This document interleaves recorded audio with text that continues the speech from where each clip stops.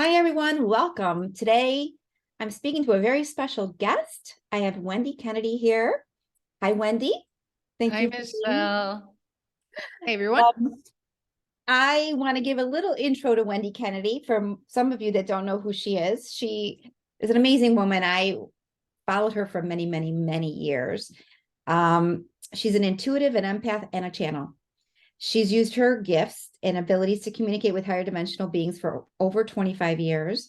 She assists others to recognize and release the patterns and limiting beliefs that create the foundation of life so that you can live into greater health, awareness, boundaries, abundance, love, and joy. I think I'm like ad-libbing some of this. This is not in your bio. I'm like, why is this all coming out? Okay, so she was one of the 6 channels featured in the movie and book Tuning In: Spirit Channelers in America.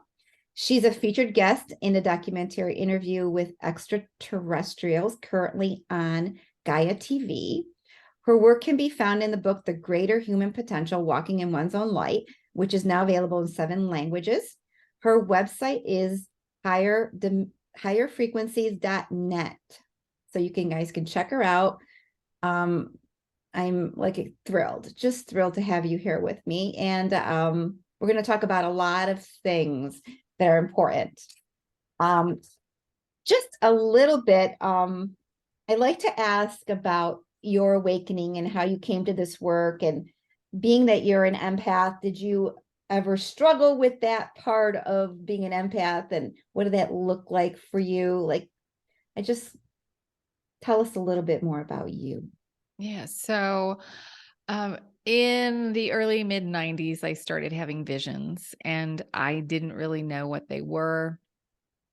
And I started doing some research on the complex that I was living in Chicago. It was an old building. And I thought maybe it was something to do with the building. And while I was doing that research, I came across channeling and I didn't really know what it was. I didn't know anybody who did it, but I felt like I needed to do it. And at that time, I'd already started kind of my journey of self-awakening. I have a degree in theater and film, and I think at that time in the 80s in Kansas, I was exposed to a lot of things by going down that path in school, learning about yoga and meditation and things that I would not necessarily have, things that are mainstream today, things that I would not have had access to then. So I'd already kind of started that journey. And when these visions started, that just kind of deepened. And I did a bit more work on myself. I studied meditation more. And probably about 9 months after that, I started channeling. But looking back, I think there were things that happened well before that. And, you know, even as a child, I think I was particularly emotionally sensitive. I was aware of that. And, going down that theater route, I think most of the people that I was around with were pretty sensitive emotionally. They could tap into that energy. So it was just kind of an interesting place for me to start because, when you're going through acting, you're kind of analyzing everything. Well, what's motivating this person? Why are they doing this? And it's kind of the same thing as the work that I do today. It's like, well, what's motivating us? What's the program? And it just was a good place for me to start there. But, like I said, looking back, I know that there are things that I experienced that were kind of precursors for the work that I do today. Yeah. So interesting with the theater part of this, you could step into the role of somebody else, their emotions, their thoughts, their motivators. Did you ever because one of the things with empaths is they're able to really kind of morph into who and what the person next to them are. They can almost lose themselves in that. Did you ever do that along the way? Did you ever feel like you lost part of Wendy and you just became like you were in this group or with these friends and you started kind of taking on some of the mannerisms of what was going on around you? Or Not particularly. I don't think so. I think I think I had a pretty good sense of ego. I was pretty idealistic and pretty focused, and I think as I get older, you kind of re-examine some of those beliefs, but I think I had a pretty strong sense of myself That's at good. that time. That's good. Yeah. That's not, so you had a pretty good upbringing, childhood, I you did very normal, very normal. very Because normal. people always ask, how did, were you psychic as a child? You're channeling now. And it was a pretty normal childhood. And I always had a fascination with UFOs and ETs and Egypt and Atlantis and that kind of thing. When I was in school, we would get the Scholastic newsletter. So this little printed catalog of books that you could buy. And I'd always pick the psychic ones, the ones on ghosts or UFOs. And so it was certainly there when I was younger, but it wasn't something that I had any conscious awareness that it was going on or happening. It Yeah. really wasn't until I was in my mid-20s. So you were pretty, I don't say grounded, old soul, interested in things, but not, you had the nurturing and the love and semi, safety in your upbringing enough that, you built a good sense of who you were. You didn't feel different. You felt like you acclimated to life. Life was okay.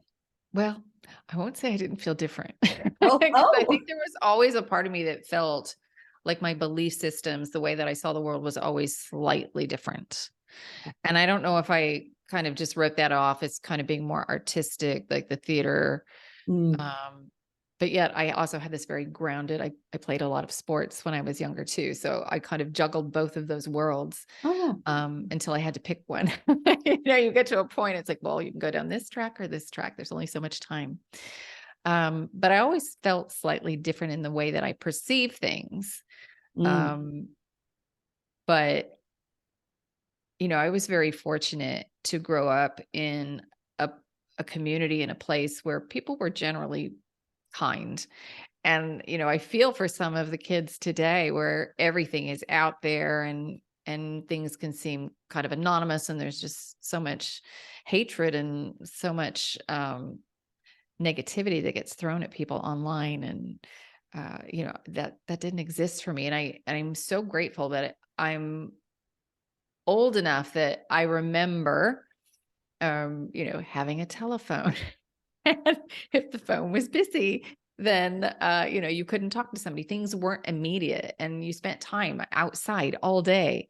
But yet I'm young enough that I like to work with technology and those kinds of things. So I feel like I grew up at a time where I could kind of bridge those two worlds. Well, and it wasn't Yeah. as overwhelming. Like nowadays, things No. are extremely overwhelming. There's a lot of fast pace with everything that people can do and do. And I grew up at the same time or similar time that you did. And as an empath, I needed my time. I needed to decompress. Going to school was not like, I probably was more open than you and more people pleaser than you were because I was deep, but I was different. I knew I was, but I didn't know what it was. And I remember like now I can see it, like New Year's Eve would come around. Why is Michelle in her room crying? Like I was extremely emotional, but if you asked anybody, they would never know I was emotional. It wasn't something I let out of the bag. Mm. Like that wasn't. So it's like being safe meant I wasn't going to let people see my vulnerability. You see what I mean? So Mhm. it's just part of the whole thing. Um, how do you define or look at the term empath? How did you and how have you grown to see the empath? Um, I, so when I think of somebody who's empathic, it really is about reading the subtle frequency of emotion, the frequency range that is emotion.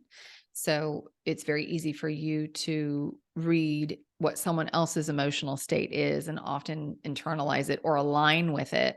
You attune yourself to it. Um, and that was something that was always easy for me to do. I always had an awareness of what was kind of going on around me, how people were feeling. And now that I have language for it, I can recognize it. At the time, I didn't really think of it in that way. And I think that's true for many people, because all of us are empathic. It's not just a special few.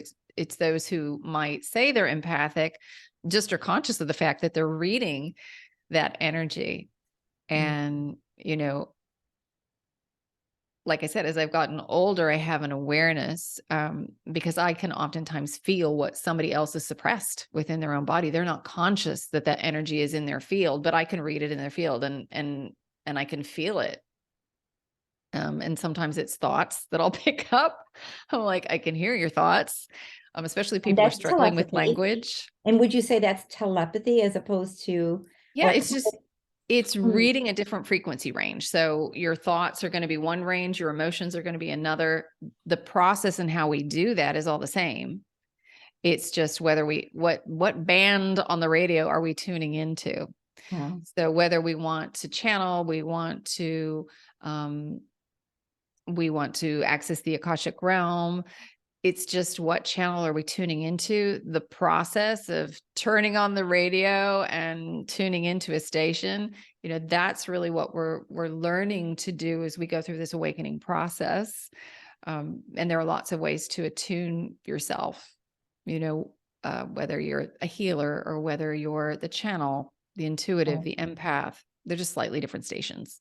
So when you say attune, I'm just going to ask you to clarify what attune means, because some people might say, what is that word? What do I do with that word? I mean, I know what attunements are, but our ability to attune, you could attune up or down, you can attune Yep. wherever you want to attune, right? And then there's a vibrational pull, or you can go up and down, like you feel differently depending on where you attune or what you're attuning to. So I think you can answer that really well. So you align with frequency, and you can choose to align from the subconscious level, the programs that you've taken on, from your genetic line, past lives, belief systems that you've generated and created for yourself in this lifetime. All those programs are emanating out of your energetic field all the time. And all that energy determines your reality. When you consciously direct your thoughts, your feelings, your emotions, that has a much stronger pulse of energy to it. Yeah. And so when we consciously direct our energy, it is manifest faster than what's just kind of slowly rippling out from the subconscious. So when we attune ourselves, it's directing that conscious energy of what we want to be in alignment with. For those who have no awareness of their frequency, what they're thinking, the impact of that, what's happening, it's happening at the subconscious level. You're creating 100% of the time. It's just whether are you doing it consciously or subconsciously, and what's the dominant frequency, because some of these subconscious beliefs are quite strong. And the thoughts that you consciously direct may not be that strong. So the subconscious is what's going to get reflected back to you as your reality. So when you talk about the subconscious being reflected back to you as your reality, it's an amazing topic. There are a lot of ways that we can look at what look at what's coming our way and think that it's an accident. But it's not an accident. On some level, it's being attracted to us. It's coming to us for a reason. What are some of the things that, if something is happening and it's not so great, how can we turn this around and pivot from that, or use that to uncover and become, or release what's not us, become more of who we really are along the way? And what does that look like long term? Is this going on for the next 20 years? Is it going on for a year? Or can we get to a place where we plateau and things just go smooth from there? I think that's higher dimensional living, when things go a bit smoother, but that would be boring if it just stayed there. So, we wanted to have some adventure. And so we created this construct, the 3D construct. And we're down here kind of playing this game. And a lot of people don't like the idea that somehow this is a game, but my guides are very clear on the fact that this is, and it's fun. Even though we might look around at the world and say, not so much. But it's a way for us to know ourselves. If you don't have any contrast, it's very difficult for you to know what anything is like. So we're playing in this dualistic universe. So everything that we experience shows us how we are expressing or suppressing our divine light. And most of the time when we're expressing our divine light, we don't even think about it because things are in flow and we're just enjoying it and we're going along. It's only when we start to suppress that energy that we have those negative experiences. And at the soul level, we think, oh, well, this is exciting. At the ego level, we're thinking, I don't like this. This does not feel good. And when we can look at it objectively and say, how does this serve me? What's showing up for me? How do I feel about it? What thoughts do I have about it? If you're in judgment, it is an opportunity for you to integrate that judgment, for you to let go of judgment. So that's the whole purpose of this game, to let go of attaching to one pole or the other, attaching to the positive or the negative, and seeing that you can't have one without the other. You have to have both. That's the true divine nature. This is where the Holy Trinity comes from, that you've got your light, your dark, and the unity of the two. And we're trying to get to that unified perspective, which is our true divine nature. So when we polarize, we say, oh, well, this is really good and that's bad. When we say that thing over here is bad, we in essence want to make ourselves separate from it. That thing that we judge as bad is an aspect of source. So we are in essence trying to cut off half of source energy, which is illusionary. We can't do it truly, but that's what we try to do energetically.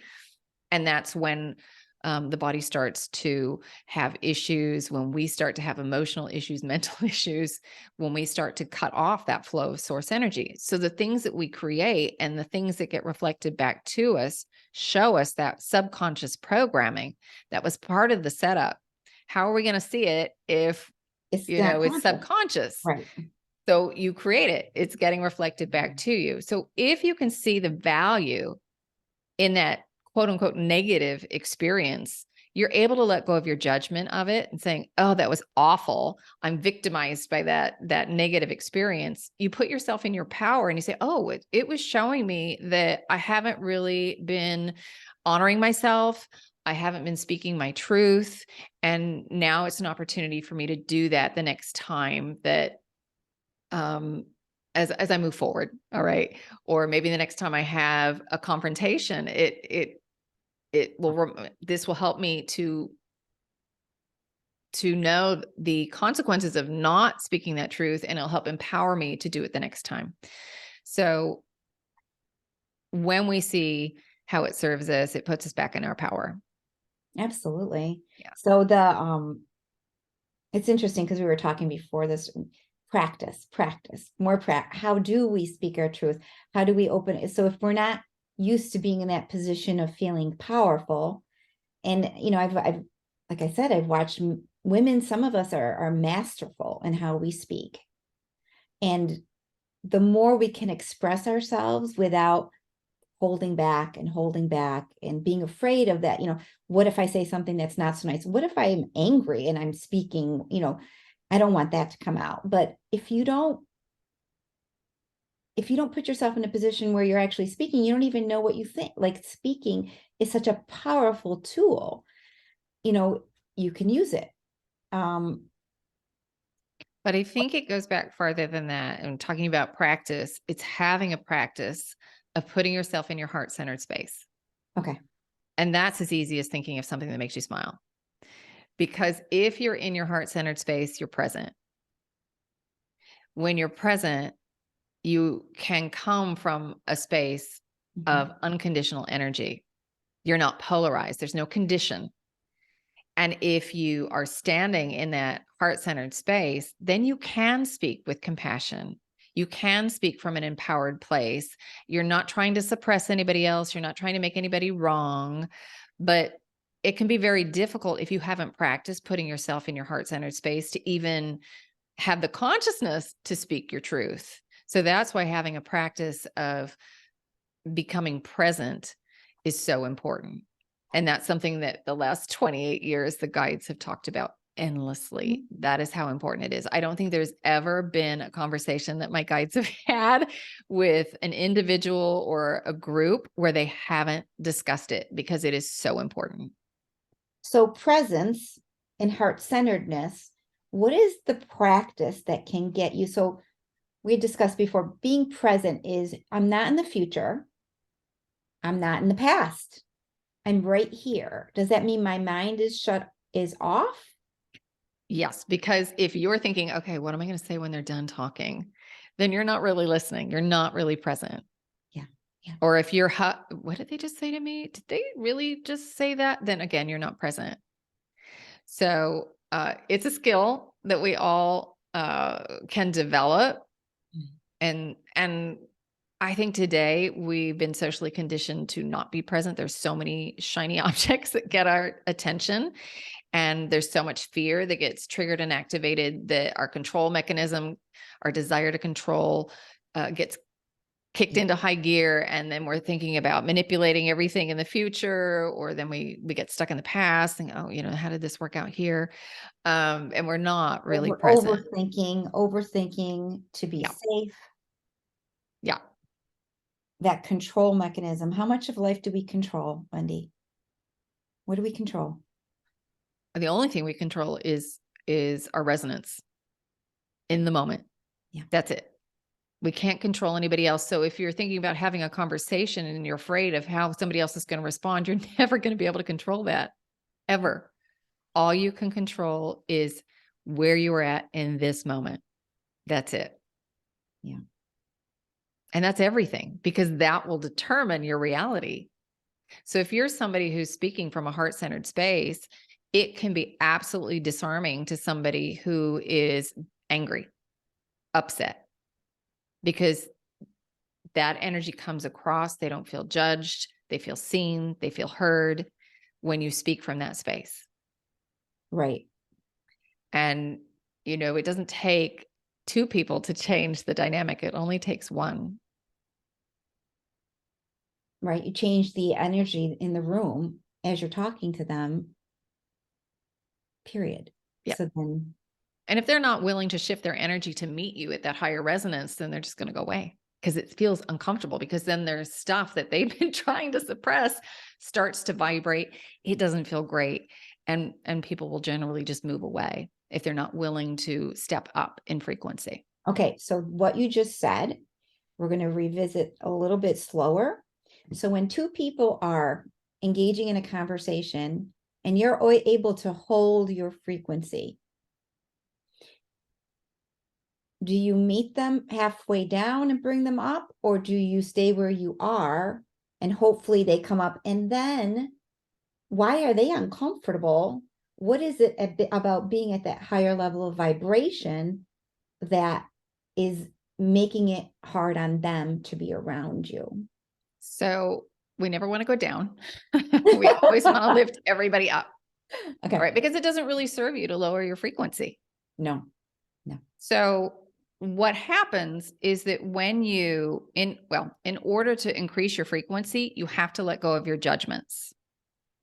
So if somebody is angry because they don't feel like maybe you're not hearing them, they're not feeling heard, they're not feeling safe, they're not feeling loved, all of that hurt and pain is being stuffed down.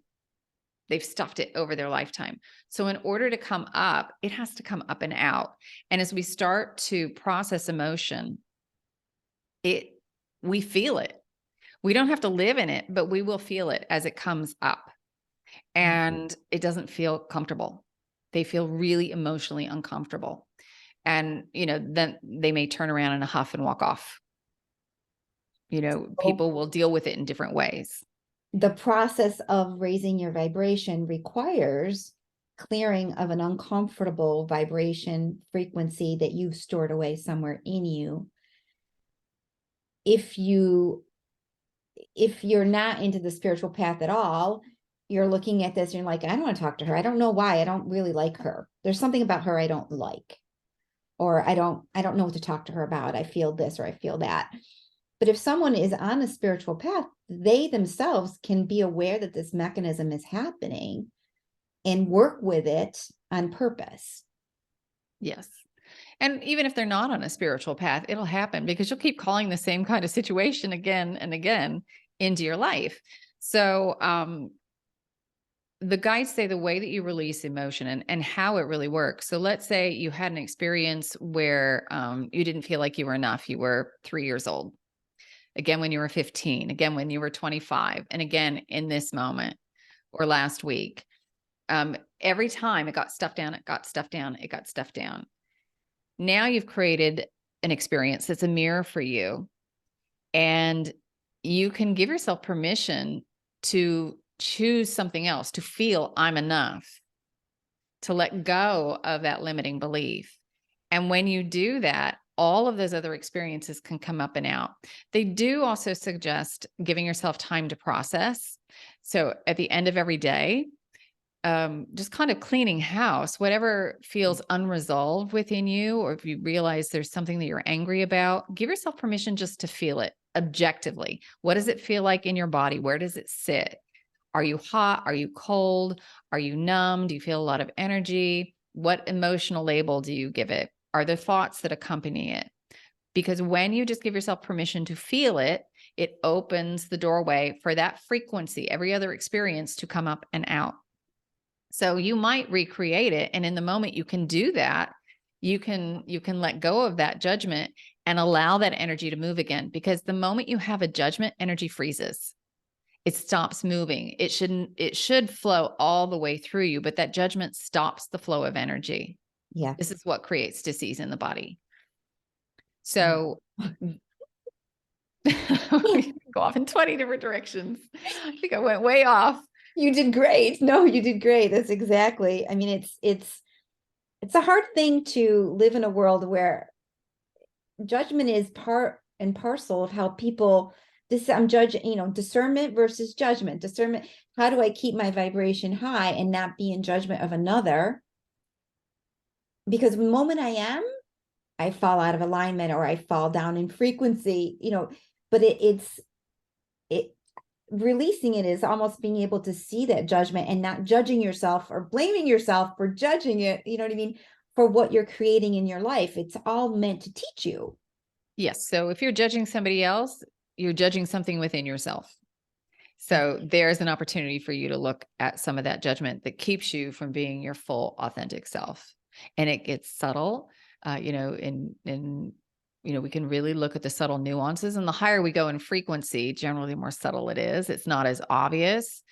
And the guys always say drama happens to get your attention when you're not paying attention. So if you're paying attention more often, you don't have those huge reflections in your face. It's far more subtle. Yeah. That's perfect. Perfect. One of the questions you and I talked about before was, what do empaths have to gain? Like, do empaths, are they naive? Do they wear rose-colored glasses? Why do they do that? Does it serve them to take off the rose-colored glasses? How do you step forward in a more powerful way in the world and not, be willing to look at the dark and the light that's here without judging it? It's really, it's not like one step. It's a series of practices that you practice. Like, you're not going to be great at it coming out of the gate, or you could have created this scenario that you were blind to, or you do in denial about. You refused to see what was there, but it served you in some way. So is there something with empaths that they like the rose-colored glasses, they want to stay right there? And does it serve them? I think empaths, because we feel everybody's stuff so intensely, when somebody's got something heavy, some limiting belief there, some darkness, if you will, it doesn't feel so good to tap into that. And so I think that's often why we tend to focus on their potential, because we see what their potential is. It doesn't mean that they are willing to move into that as their reality. that other person. So I think we also have to have an awareness of that, meeting people where they are, not what they could be, because all of us could be a lot more. So there is some of that. And there's probably some wanting to save people, Yeah. wanting to fix them. Oh, I can fix them. And knowing that that is not your responsibility. And sometimes we will process energy. Empaths will process energy for others or try to. In reality, we can't really. We can do everything that we want to do, and that can take a toll on us. But that other person is not going to shift unless they want to shift. Period. So when you say process energy for others, because some empaths, they feel that they can transmute the energy of others or help others. I think we can uplift and help them, but to process, how do we become a little bit more conscious of what might be coming on that we're taking on that's not ours to process at all? Like, so I guess that's maybe in the realm of boundaries, but this happens so seamlessly, it's very hard sometimes to even notice what just happened. I think empaths will want to kind of smooth things over, so there's no discord. So if somebody is struggling, instead of allowing them to be wherever they are to process that uncomfortable energy, because a lot of times we won't move unless we're uncomfortable. Yeah. That is the motivator for us. So if you are trying to take that opportunity away from someone because it makes you uncomfortable to feel and sense their discomfort, then you're not really serving yourself and you're not really serving them. So I think that's where we try to process it for them. Like, we'll try to smooth everything over. No, you don't have to feel it because I don't like how it feels. Instead of holding your own resonance, holding a space of compassion and not processing it as your own. You're not living it. That's the best way I can describe it in terms of how I experience it within my own body. I have awareness of the energy. It's over here, but I'm not running it through my body. I have an awareness that you're uncomfortable. You keep it separate. You keep it Yeah. separate because it's not. So it's almost like you're at a distance from, you're not getting in the playpen with them to fix what's going on. You're Correct. being more of the observer and the holder of the space. And you do that by staying in your heart center, because the reason we want to fix it as empaths is because we've associated with it, because that frequency is somewhere within us. For us, it might be on a scale of 1 to 10, maybe a 1, not very intense. For that person, as they're going through it, they're at a 6 or a 7, and you're 1 because the frequency wants to, the resonance wants to increase. All right. It will naturally vibrate. So if you have a room of tuning forks and you strike the note of A, every other A in the room is going to begin to vibrate. So the volume intensifies. And that's what happens within you. When that frequency gets struck in that other person, if it's somewhere within you, it begins to vibrate and intensify. And that does not feel good to the empath, because empaths are, everybody's empathic, but people who use the label of an empath, for lack of a better way of saying it, are probably a little more conscious of it. They're aware of how that frequency sits in their body. So you don't like it. And so you'll try to change the thing outside of you so that you don't feel it, or you don't have to deal with it. And that's the thing for the empath too, is for you to deal with that stuff so that when it goes on with somebody else, you aren't triggered in the same way. You can stay in your heart center and just hold a space of compassion, a space of grace for that person as they are processing through their stuff. So deal with your stuff, empath. Pretty much. I think that's true for everybody. Well, it is true, but the empath has more to lose by not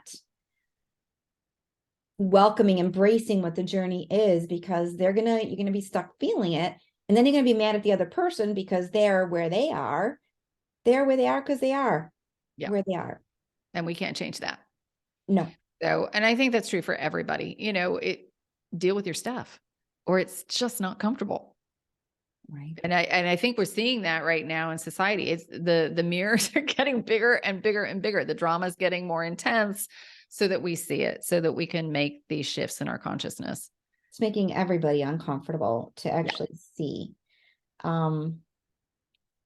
boundaries for an empath, energetic boundaries, practices like discernment, different, those are all different terms, but to clean house day to day, what are some of the things that you would recommend for cleaning house energetically? There are lots of things you can do. Grounding is really, really important. So you can get yourself out in nature. Um, if the weather's not very nice where you are, you can visualize connecting with Mother Earth. You can use tools like crystals, grounding mats, like earthing.com. That's a great thing to do. I tend to spend a lot of time in water as I clear out my field in water, working with essential oils, um, using tone and sound. So there are lots and lots of different ways of visualization, just simply seeing your field. I usually see a column of light going up and then coming down, swirling up and swirling down, and just clearing out my entire energetic field. To be honest, I probably don't do it as often as I should. It's something that I'm working on myself, but especially today because everybody's stuff is up. Walking down the street, we're picking up everybody's stuff. And the guys often liken it to wearing a white outfit on a dusty road. The dust is going to be attracted to the material as just the way it is. You don't get upset about it. You just wash your clothes. And it's the same thing with your field. Don't get upset because somehow you might have put yourself in resonance with somebody else's stuff. Just clear out your field, start over. And, hopefully we're clearing things out on a more regular basis.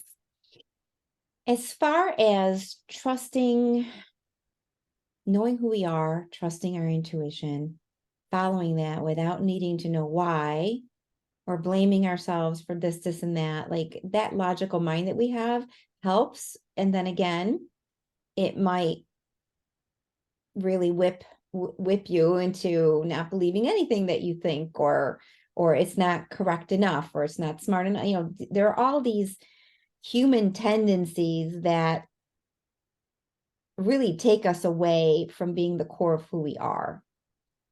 And I don't want to put anything against the mind, because our mind is helpful, but how can we almost like surrender, like become much more comfortable trusting ourselves every day? I think that comes with practice.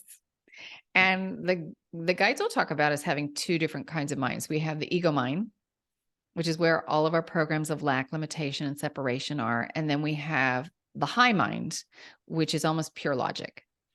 And the way we access the high mind is through the heart center. So all things go back to putting yourself in the heart center. And when you do that, then yes, you can really kind of look at things logically without feeling triggered or the emotions getting activated that are all part of the ego programs. And I've forgotten. No, you're good. No. So the emotional stuff, and the lack programming and the beating ourselves up and the punishing and feeling that we're cyber, like when we're in that state, we really should not be making all these decisions, because that's more the ego mind. Like you should wait to feel centered, be in your heart before you be there as much as you can. Yeah, that can be hard for people too, especially, for two reasons. One, if you're in the middle of something that's really intense, it's going to be hard. But if you have a practice, it's going to make it easier. If you are really invested in the outcome of something, if you're really attached to the outcome, it's also going to make it very difficult for you to use your discernment, for you to trust yourself. Is this really the way it's supposed to be? Or is this really just what I want it to be? And I see this a lot when people want to channel, when they want to connect with their guides, and is the information accurate? And it's the same thing within us. The more we practice, the more we have an awareness of when we are getting that higher information, it feels different. The frequency is different. And it really does take practice to notice the difference. So you'll try it, you'll get a hit, an awareness, and you'll take action on it, and it comes to pass, and you'll say, oh, okay, I got the confirmation. So every time I have this vibrational sensation as I'm tuning in, it does feel different. I can trust it. but that comes over time, and that's something that you build. And I think we all have had those experiences where we say, well, I trusted my gut. It just, I knew it was different than when I'm caught in my mind, Right. in that ego space. The vibration is different, but it takes practice to read this little frequency. Yes, it does. But the fortunate thing for empaths is that they already have a natural ability to tune into frequency. They're noticing it, they can sense it, and you can recreate, you can then get yourself adapt and trusting that and use it as a gift, as opposed to, oh, I can't stay in these environments, I'm overwhelmed, I'm this, I'm that. Like, it's almost building up an inner strength over who you are. Yes. And especially with empaths who are just, I'm so sensitive, I can't go out in the world. And as a very sensitive person, I get that, but you also have to step up and you have to learn how to maintain your frequency. Yeah. And not be swayed by all the energy around you. And that takes practice. It takes you getting to know you. Yep. And as far as, empaths liking to observe, I'm the first one. I love to observe. You're receiving when your eyes are receiving, you're getting boundaries. And then if you're expressing and you're giving out more of you, that can kind of become more of your dominant vibration. Now you're living in your vibration as opposed to somebody else. So speaking is I've used it a lot for myself.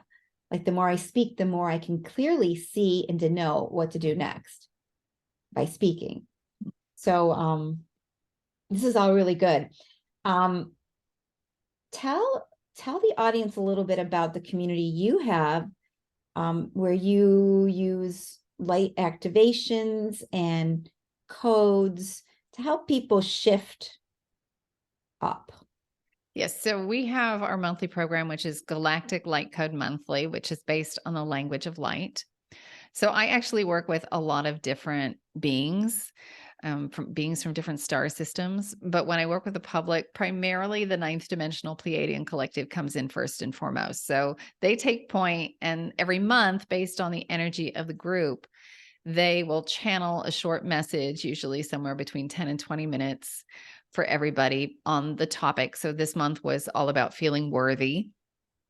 And then they will give me symbols that represent the language of light to present to everyone. So the language of light, if you don't know what that is, it is Source's language. It's comprised of light, sound, sacred geometry, and cosmic information. So there are carrier waves underneath it.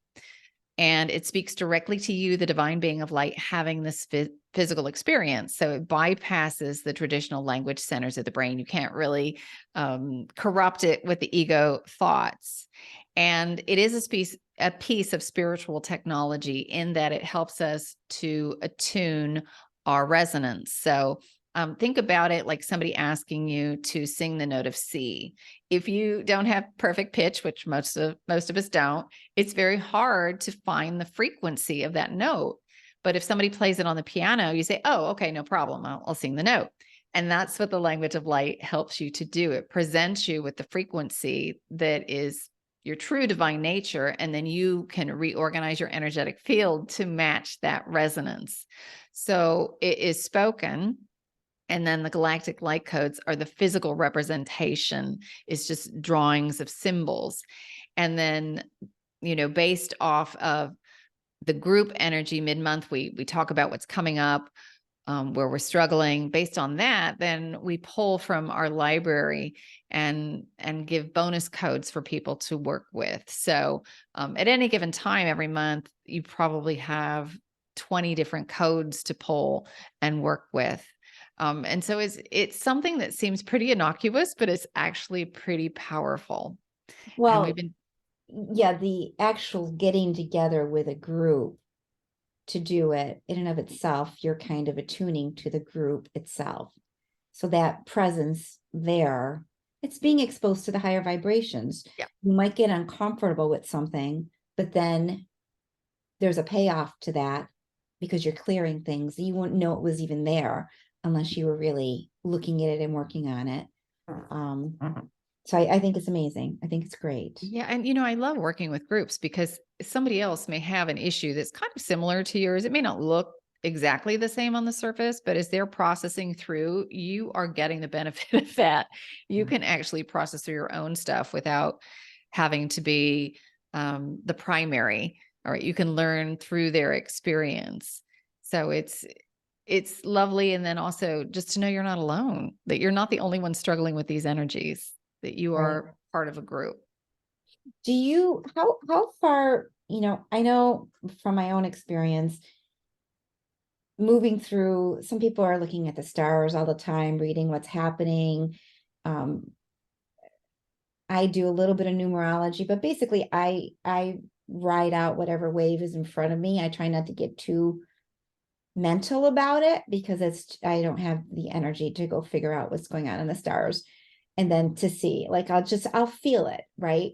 So how important, I mean, what do you do to kind of know what's happening? How do you approach it? Well, I do think in terms of astrology, they're general energetic trends, but at the personal level, it doesn't mean that that has to impact you in a hugely dramatic way. So one that's easy to think about is kind of Mercury retrograde. Everybody goes, "Oh, Mercury retrograde, we're gonna have all these problems," but it's also an opportunity to kind of come back around and tie things up. It doesn't mean that we have to have all those struggles and challenges. It just means that this is where the collective energy is. And yes, if you have an issue, you don't get bent out of shape about it. You just know that this is the kind of underlying energy that's there.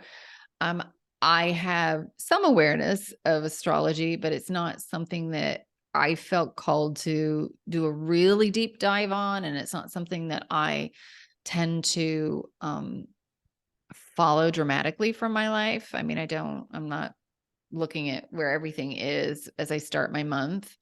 Um, I just kind of check in and what do I need to know or do? Right. And my guides will help me with that. I will ask them if there's something special that I need to look at in terms of, this specific issue or that issue. I don't do that quite as much now as I used to.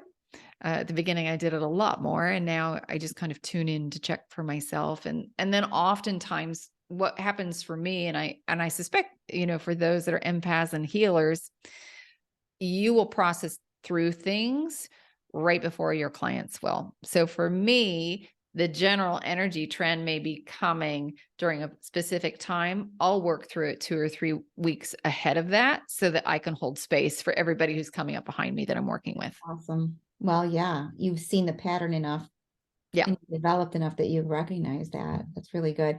I always find it interesting because my clients end up being somewhat mirror versions of me at some point along the way. And as much as I help them, but I'm helping myself as I help them because I'm discovering things along the way. It's almost like, oh, I figured it out. How can I can tell them this? But I didn't really figure it out on my own before for myself, but they were like a mirror of me in some way. So that's all good. I mean, it's really humbling to see as much as we're all different, and I'm starting to appreciate that difference because we really are all different.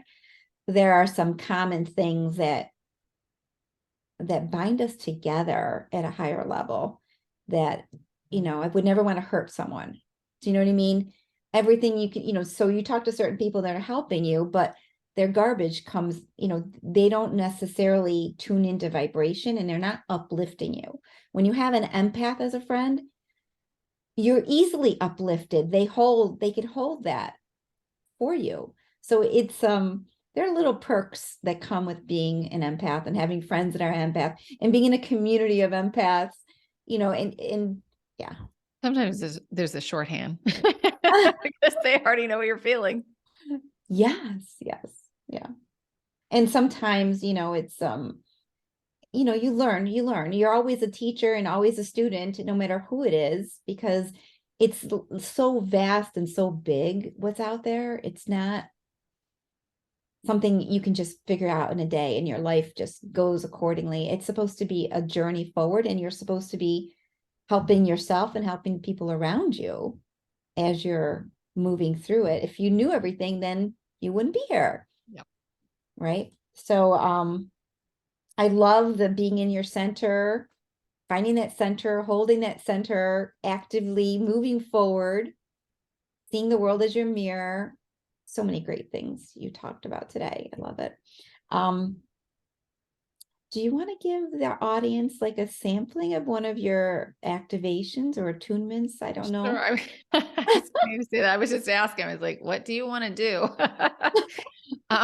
So I think maintenance of frequency is what they'd like to focus on for the group. Okay. So that you can have a really good boundary so that you can stay up no matter what is going on with the collective. Yeah. Now, with the language of light, like I said, I work with a lot of different beings. And as we go here, you might notice that the energy will shift and change. And there are other star systems represented besides the Pleiades. And they come in because they've actually worked on the very issues that we're working on. And so their kind of their recipe of how to work through these issues is encoded in the language itself. So you might notice that it shifts and changes as we go. You don't have to know exactly who's doing what and when, because oftentimes it's many beings who are kind of braiding their energy together at the same time. So just relax. There's nothing that you really need to know or do. I will do that. And we'll see where we go.